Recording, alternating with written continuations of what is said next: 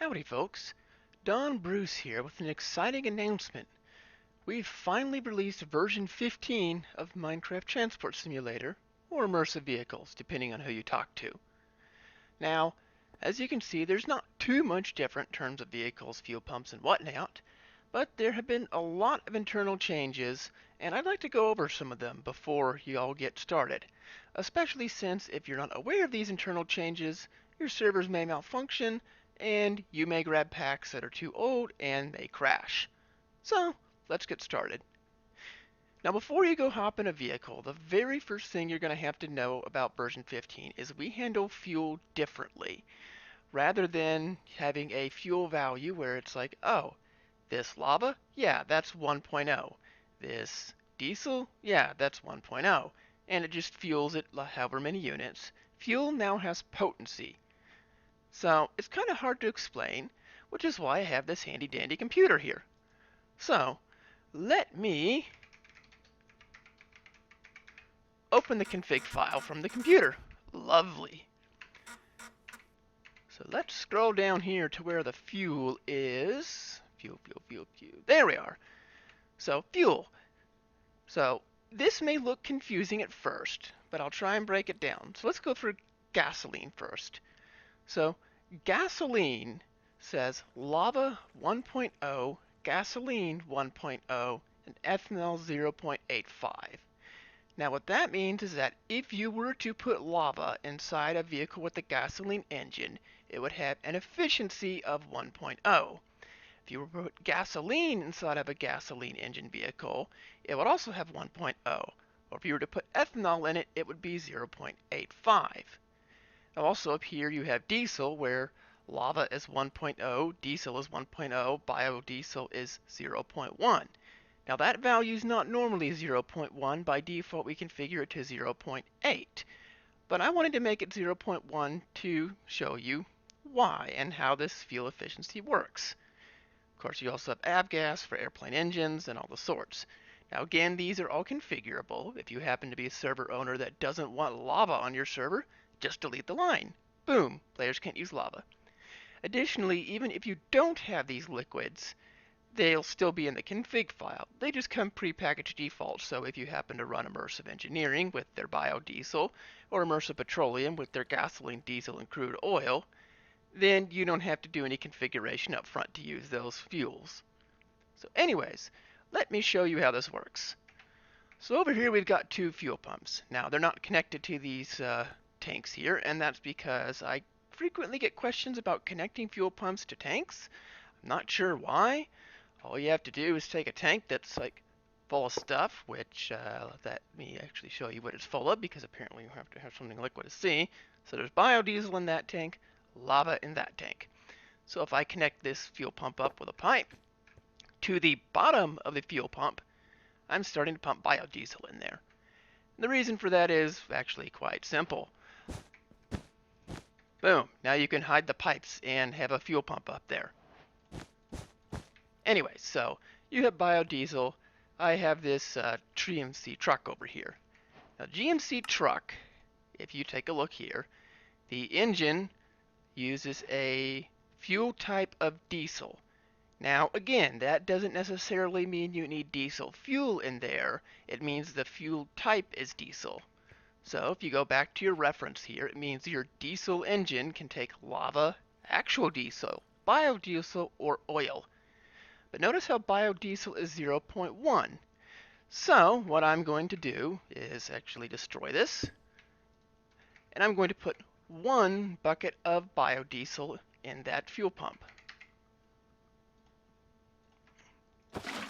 1. So 1 bucket of biodiesel. Again, it's 1,000 millibuckets, easy peasy. So if I right click this fuel pump, and I don't want to spill biodiesel everywhere, fuel pump connected, I'm pumping. So it's going to pump over here to this truck. And as you can see, well, maybe you can't see, that's an awful tiny little fuel gauge, but it did move up, trust me. And maybe I can get closer and show you all. Yeah, it just barely moved up. So anyways, I should be able to start this vehicle. So yeah, there it is, humming. No problems at all. But as you can hear, I already ran out of fuel. And that is because the biodiesel has a very, very low potency of 0.1. Now, if I was to go, say, fill this full of some lava, how much got in there? 1,200? Yeah, that's about right.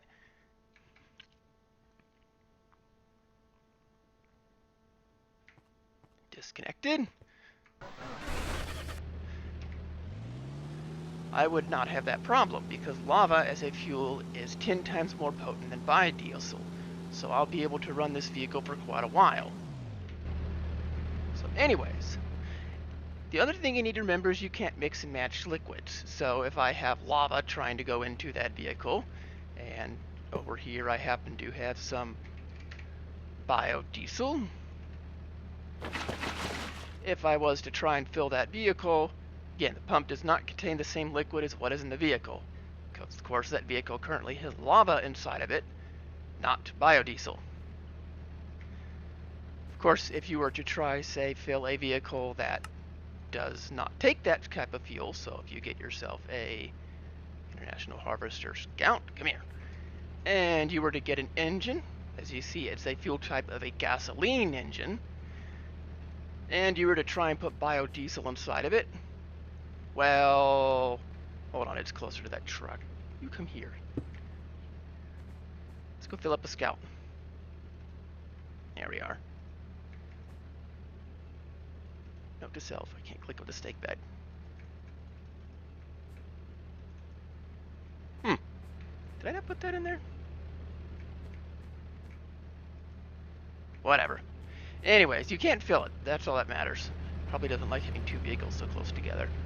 So anyways, my vehicle's full of lava, got plenty of fuel, and I don't think there's anything else. See, vehicles are the same. So let's go take it for a little spin, and I can show you something.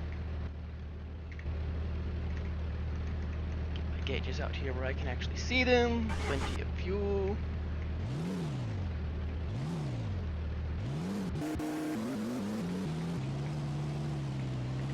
So one of the things that I had request for is a way to make a slower throttle. If you hold down the mod key, make sure I'm stopped. So if you were to floor it by holding down the gas key, it would go up. If you hold the mod key down, it only goes half throttle. Easier if you need to basically go slower and more precisely. Now the other thing that's changed, in fact we can use that right now, is the collision. Now the physics system has been majorly updated, so let's try and go up one of these here on-ramps without running into light poles, which is probably going to be impossible.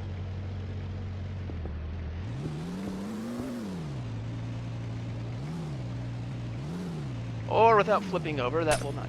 Yep, there goes one of the light poles. This is what happens when you build roadways not to scale for Minecraft vehicles. You end up losing all your lights. And then you have to basically make your vehicle climb hills. And I guess I'm stuck. Let's see if I can get out of there. Come on, back up.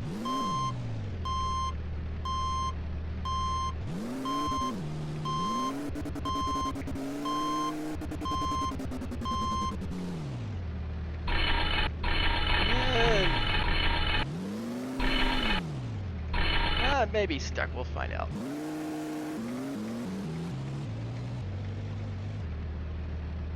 Yeah, that's what I get for trying to climb up roadways with a bunch of hills and blocks on them. Oh well, so we're stuck. That's okay. Let's just wrench that vehicle and take him up here where we can actually not get stuck. That might be a stuck place too. Let's go down here. The road is at least wide enough here to show off better physics. No, you don't need going backwards.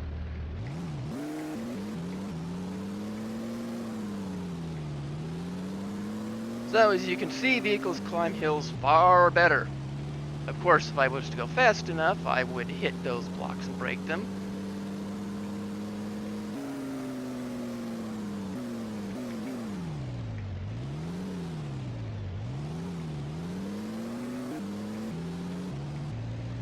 So let's try this again. This time up here at the top. Maybe if I just go faster and plow and break through everything instead of trying to be careful, we'll have some success.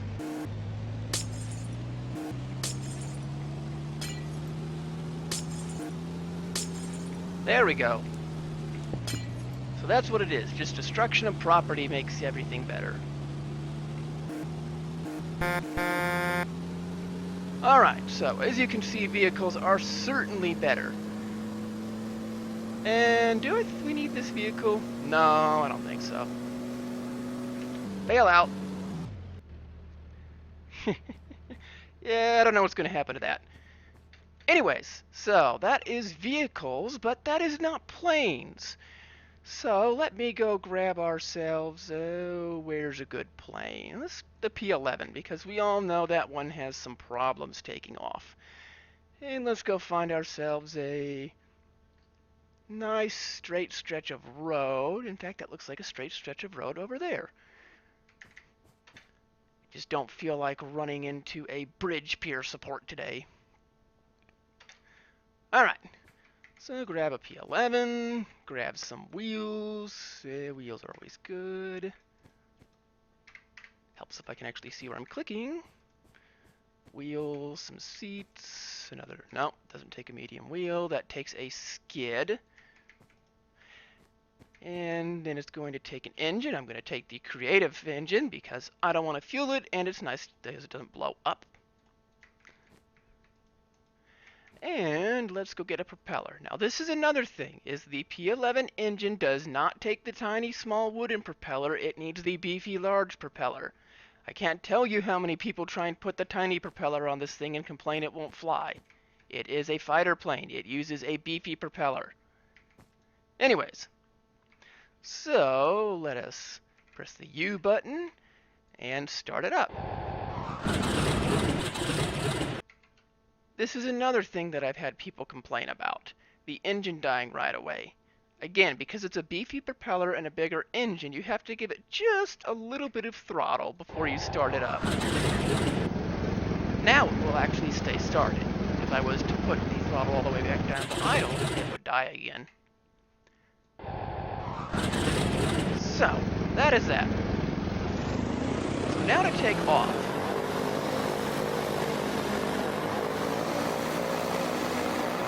So you can see right away, it is far better at taking off than it used to be. And I hit another light pole. That's just dandy. And another light pole. Should not hit light poles.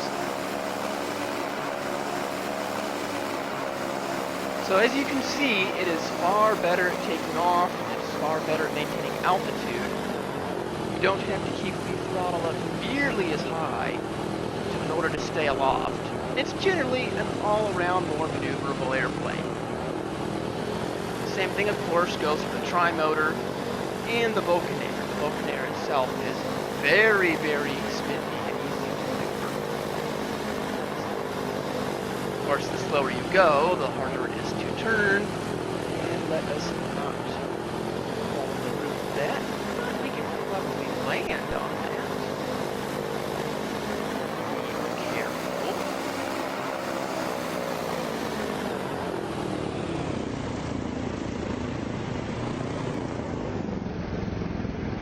Oh yeah, that's going to be easy to make.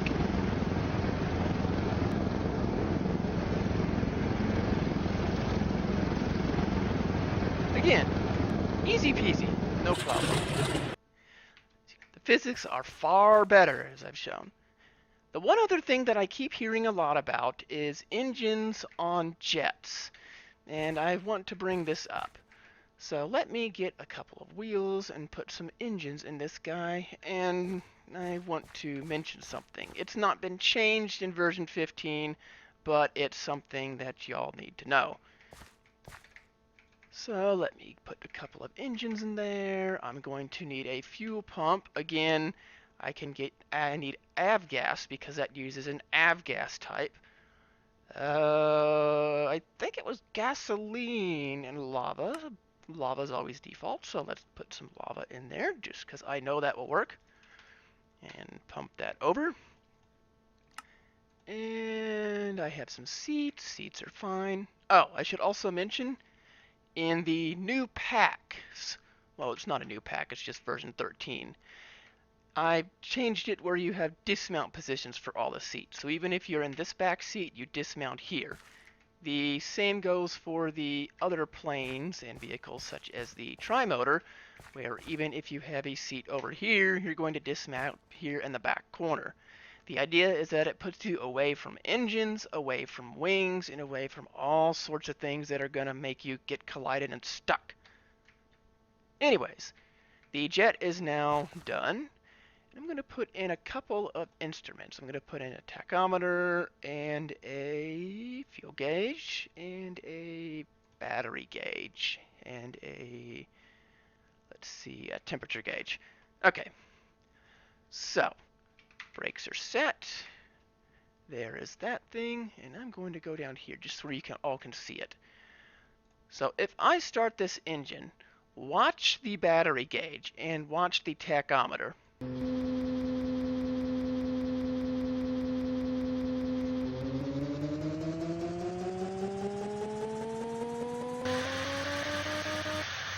As you can see, you need almost all your batteries in order to start an engine. And once you start the engine, you're going to have to wait a little bit for your batteries to recharge. If I was to try and start this engine, as you can see, I ran out of battery juice, couldn't start it. So, I'm just going to take this engine here and give him a little bit of throttle, because the faster you run it, the more battery juice you get. Now, of course, I need to watch my temperatures. I don't want to overheat the engine. I want to get it to the point where my batteries are back in the green.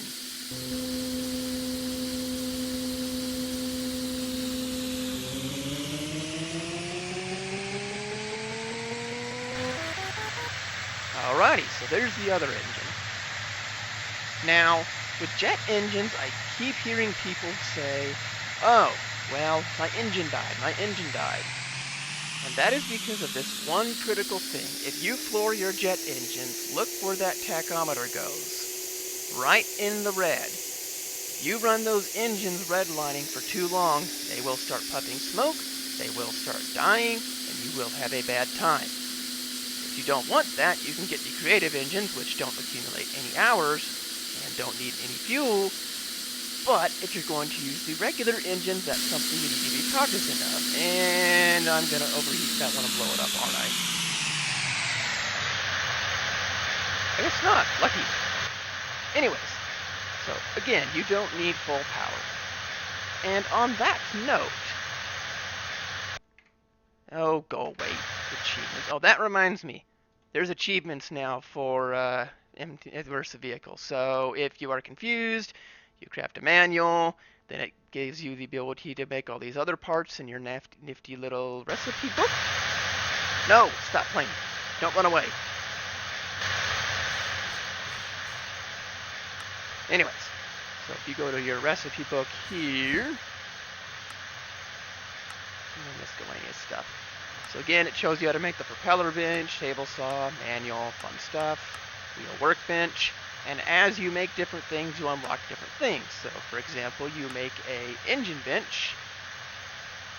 Voila. You got a couple of recipes. Since you have the ability to make engines, now the recipe for the fuel pump, jumper cables, and other fun stuff comes in. It's a way of kind of guiding you through the system. Again, if you forget, there's always the achievements tab. And you can also check the manual, which has been updated for all these fun things. So, now that I have fuel, let me show you the proper way to take off in a jet. I'd say, is my luck, I'll probably just crash it. Alright.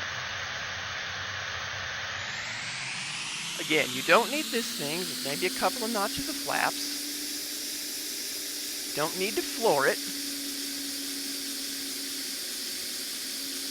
See how it's trying to take off?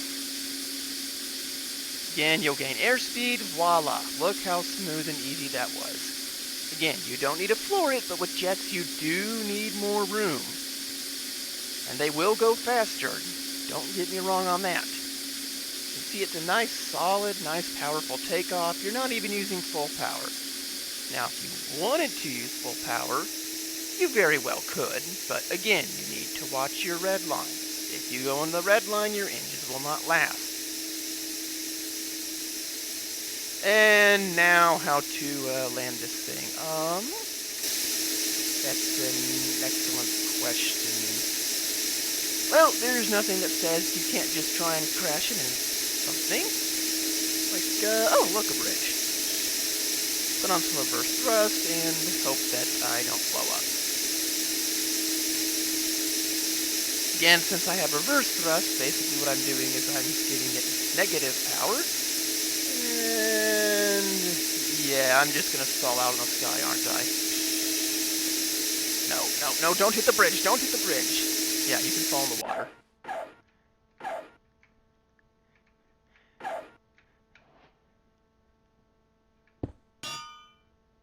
Okay, that wasn't bad, I didn't blow up. Come on, get out of the water. So anyways, that's pretty much all there is. There are a lot of physics updates to make everything better. There have been changes to the fuel system to make things better. Good amount of changes to the manual. The interaction with parts has been tweaked so it's not as janky. And that's pretty much it. It's just a lot of under the hood things and a lot of usability features to make things that much better. Anyways, this has been Don Bruce, signing off.